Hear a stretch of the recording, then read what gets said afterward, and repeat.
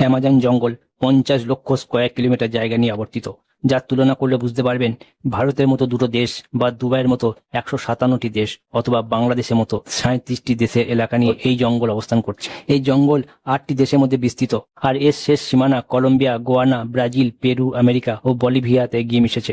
এই বিষয়টি আপনাকে অবাক করবেই যে সারা বিশ্বের প্রাণীরা যে অক্সিজেন গ্রহণ করে তার 20% আসে এই অ্যামাজন জঙ্গল থেকে।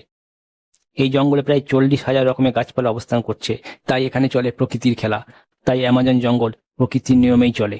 এই অ্যামাজন জঙ্গলে আয়তন 55 লক্ষ বর্গ কিলোমিটার, কিন্তু যদি আপনি ভাবেন সীমানা বরাবর হেঁটে যাবেন তাহলে আপনাকে প্রায় 9,500 কিলোমিটার অতিক্রম করতে হবে, অর্থাৎ মুম্বাই থেকে দিল্লি 7 বার যাতায়াত করার সমান দূরত্ব। এই অ্যামাজন জঙ্গলকে রেন ফরেস্টও বলা হয়, কারণ এখানে এমন কোনো সপ্তাহ নেই যেখানে বৃষ্টি হয় না। এই অ্যামাজন জঙ্গলের ঘনত্ব এত বেশি যে বৃষ্টি পড়ার 10 মিনিট পর সেই জল মাটিতে পড়ে। এই জঙ্গল এত ঘন হওয়ার কারণে দিনের বেলায় রাতের মতো অন্ধকার থাকে, সূর্যের আলো জঙ্গল ভেদ করে ঢুকতে পারে না। এই জঙ্গল এত ঘন হওয়ার জন্য সেখানে অনেক জায়গায় পশু পাখি জীবজন্তু দেখাও যায় না।